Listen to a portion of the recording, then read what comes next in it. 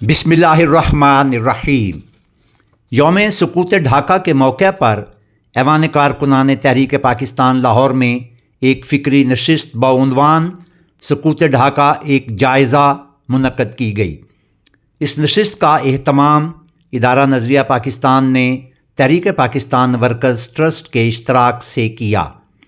فکری نشست کی صدارت سینئر صحافی و دانشور جناب مجیب الرحمان شامی ستارہ امتیاز نے فرمائی، جبکہ نظامت کے فرائض محمد سیف اللہ چودھری نے انجام دیے۔ پروگرام کے آغاز میں تلاوت قرآن مجید اور بارگاہ رسالت مآب صلی اللہ علیہ وآلہ وسلم میں ہدیہ عقیدت پیش کرنے کی سعادت محمد بلال ساحل نے حاصل کی۔ ایسوسی ایٹڈ پریس کی طرف سے ریلیز کردہ جنرل اے کے نیازی کا انٹرنیشنل میڈیا کو دیا گیا انٹرویو شرکاء کو دکھایا گیا۔ سیکرٹری ادارہ نظریہ پاکستان جناب ناہید عمران گل نے اپنے خیر مقدمی خطاب میں کہا، یہ آج کے دن 2 سانے ہوئے 1971 میں آج کے دن 16 دسمبر کے دن ہمارا دایاں بازو یعنی کہ مشرقی پاکستان ہم سے الگ ہوا، اور 2014 میں پشاور میں ہمارے ننھے منھے بچوں کو اور اساتذہ کو شہید کیا گیا۔ یہ بڑے تکلیف دہ 2 سانے تھے جو ہماری ملک کی تاریخ میں رونما ہوئے۔ ہمیں ان سانحات سے سبق سیکھنا ہے، اس کے لیے دیکھنا ہے کہ ہماری غلطیاں کیا تھیں، اور انشاءاللہ ہم نے اس وطن کو ایک پرامن اور محفوظ پاکستان بنانا ہے۔ یہ ہمارا عزم ہے، اور اسے قائد اعظم اور علامہ اقبال کا پاکستان بنانا ہے۔ اسے ایک جدید اسلامی جمہوری اور فلاحی مملکت بنانا ہے، اور یہ پورا وطن ہمارا گھر ہے، اس کے چپے چپے کی ہم نے حفاظت کرنی ہے۔ جناب مجیب الرحمان شامی نے اپنے صدارتی خطاب میں فرمایا، آپ دیکھیں 3 اقتدار کے بھوکے جو تھے، ملک ان کے شکنجے میں آ گیا۔ بھٹو، یحییٰ، مجیب، تینوں میں سے ایک پیچھے ہٹ جاتا نا، ملک نہ ٹوٹتا۔ ملک اس طریقے سے ہم نے کھو دیا۔ اللہ تعالیٰ سے دعا کریں، اللہ تعالیٰ ہمیں اس یہ ملک جو ہمارے پاس رہ گیا ہے اس کو سلامت رکھے۔ شکریہ۔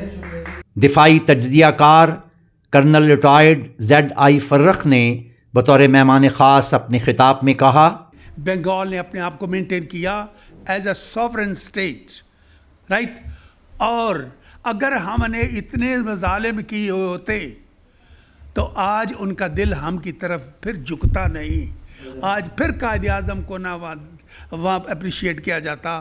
یہ ایک ثبوت ہے کہ جو میں آپ کو بتا رہا ہوں یہ 100% کریکٹ ہے۔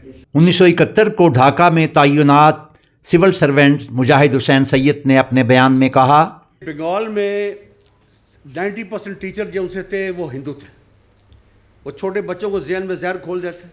سارا لٹریچر ویسٹ بنگال سے آتا تھا۔ صحافی جو سے تھے وہ بھی زیادہ تر انڈین نواز تھے، وہ کرتے تھے۔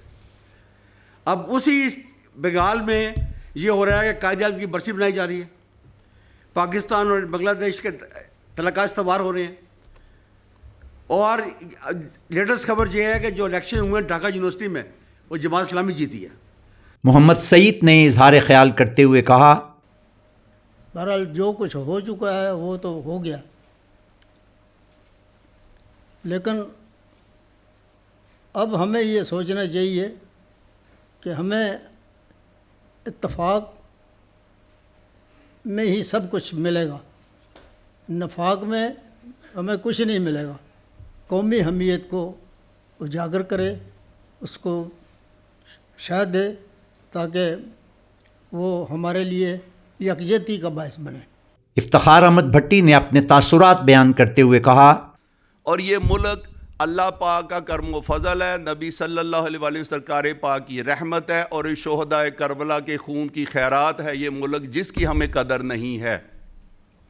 آزادی کی قیمت پوچھنی ہے تو مقبوضہ کشمیر والوں سے پوچھیں، روہنگیا کے مسلمانوں سے پوچھیں، جتنے مقبوضہ علاقے ان سے پوچھیں کہ آزادی کی قدر کیا ہے، اور جو لوگ آزادی کی زنجیروں سے آزادی نہیں چاہتے اور وہ غلامی کی زندگیوں سے پیار کر لیتے ہیں تو پوری زندگی محکومیت ان کا مقدر ہو جاتی ہے. آج یہ ملک ہے تو ہم ہیں, یہ ادارے ہیں تو ملک ہے, اور ادارے ملک کی وجہ سے ہے, ملک اداروں کی وجہ سے ہے.